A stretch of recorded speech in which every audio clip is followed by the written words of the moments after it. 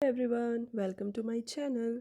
जैसा कि आपको पता है, बाबा साहब अम्बेडकर एजुकेशनल यूनिवर्सिटी की ओर से बीएड में हमें सेकंड सेमेस्टर में 10 लर्निंग डिज़ाइन और थर्ड सेमेस्टर में 60 लर्निंग डिज़ाइन करने होते हैं।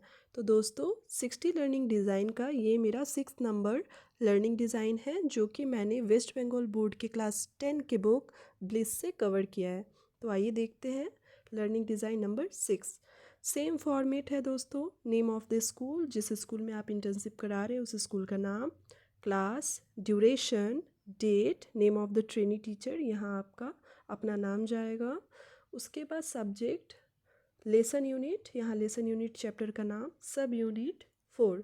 जैसा कि आपको मैंने पहले भी बताया था कि 1 सब unit is equal to 1 class is equal to 1 learning design. एक क्लास में हम एक ही सब यूनिट कवर करवाते हैं और एक सब यूनिट मतलब एक लर्निंग डिज़ाइन होता है। ठीक है, तो हमने ये पूरे चैप्टर को ऐसे बांटा है जो 35 मिनट्स में हम पूरे तरीके से कवर करवा पाए। तो इसीलिए मैंने इस चैप्टर को 4 सब यूनिट में बांटा है। ठीक है, आप अपने हिसाब से बांट सकते हैं। ठीक है, तो पहला सब यूनिट मैं लर्निंग डिज़ाइन नंबर 5 में कवर करवा चुकी हूँ। और भी चैप्टर्स मैंने कवर करवाए हैं। अगर आपने नहीं देखा है तो प्लीज़ एक बार आप जाके चेक कर सकते हैं, शायद आपको उससे हेल्प मिलेगी। ठीक है, अब आते हैं हम सब यूनिट 2, आज का जो लर्निंग डिज़ाइन हमारा है उसके ऊपर। तो सेम यहाँ हमें लिखने हैं ब्लूम्स टेक्सोनोमी के आधार पे लर्निंग गोल्स और लर्निंग ऑब्जेक्टिव्स। तो यहाँ पहला जाएगा रिमेम्बरिंग। ठीक है, उसके बाद देखिए understanding, applying, analysing, evaluating, last creating. तो यहाँ 6 लर्निंग ऑब्जेक्टिव्स या 6 लर्निंग गोल्स हमारे कंप्लीट होते हैं। नेक्स्ट टॉपिक है analyse learners and the context. Chapter पढ़ाने से पहले बच्चों से हमें 2-4 क्वेश्चंस करने होते हैं चैप्टर से रिलेटेड, है ना।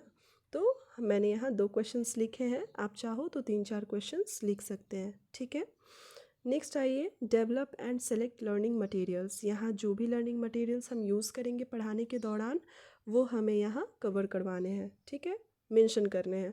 तो मैंने यहाँ लिखा है text book, black board and chalk, chart, यहाँ डिक्शनरी भी लिख सकते हैं आप, पॉइंटर भी लिख सकते हैं, अगर मॉडल यूज़ किया है तो मॉडल भी लिख सकते हैं। ठीक है, उसके बाद लर्निंग स्ट्रैटेजीज़, यहाँ लर्निंग एरिया और रिलेटेड स्ट्रैटेजी। जो सब यूनिट में पढ़ाऊँगी उस पूरे सब यूनिट का ब्रीफ समरी मैंने ब्लैक पेन से लिखा है और उस पूरे पैराग्राफ को मैं कैसे एक्सप्लेन करूँगी वो मैंने ब्लू पेन से लिखा है। ठीक है, तो आप ऐसे लिख सकते हैं। आगे देखिए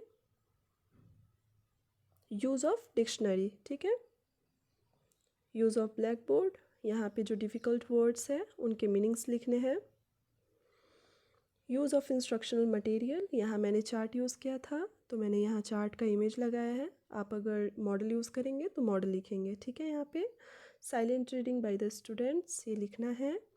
इंटरेक्टिव क्वेश्चन आंसर स्ट्रैटेजी, सब यूनिट पढ़ाने के बाद बच्चों से कुछ क्वेश्चन करते हैं ताकि हमें पता चले कि उन्हें ये चैप्टर समझ में आया या नहीं। ठीक है, तो उससे रिलेटेड 2 से 4 क्वेश्चन आप लिख सकते हो, मिनिमम 2 क्वेश्चन आपको लिखने ही हैं। ठीक है, उसके बाद ग्रुप डिस्कशन। बस यहाँ पे हमारा जो भी लर्निंग स्ट्रैटेजीज़ है वो यहाँ कंप्लीट होते हैं। ठीक है, उसके बाद डिज़ाइन फॉर इवैल्यूएशन, जो हमने चैप्टर पढ़ाया है उससे रिलेटेड हम क्वेश्चंस प्रिपेयर करते हैं। तो मैंने यहाँ ट्रू फॉल्स लिया है, आप यहाँ कुछ भी ले सकते हो। आप चाहो तो एमसीक्यू ले सकते हो, ऑब्जेक्टिव टाइप्स ले सकते हो, ठीक है ना, और कुछ भी ले सकते हो। मैंने यहाँ ट्रू फॉल्स लिया है। उसके बाद देखिए ये सारे क्वेश्चंस हैं। उसके बाद मैंने लिखा है शॉर्ट क्वेश्चंस, यहाँ 3 शॉर्ट क्वेश्चन है, बस कंप्लीट। उसके बाद diagnosing the weakness for remedial classes, यहाँ आपको लिखना है बच्चों को अगर कोई परेशानी हो रही है चैप्टर से रिलेटेड तो डायग्नोजिंग द वीकनेस में जाएगा और उस प्रॉब्लम को हम सॉल्व कैसे करेंगे वो रिमीडियल क्लास में जाएगा। ठीक है, आगे देखिए signature of the observer and signature of the headmaster. यहाँ पे हमारा 6th number learning design complete हुआ। ठीक है, आशा करती हूँ आप लोगों को समझ में आया होगा।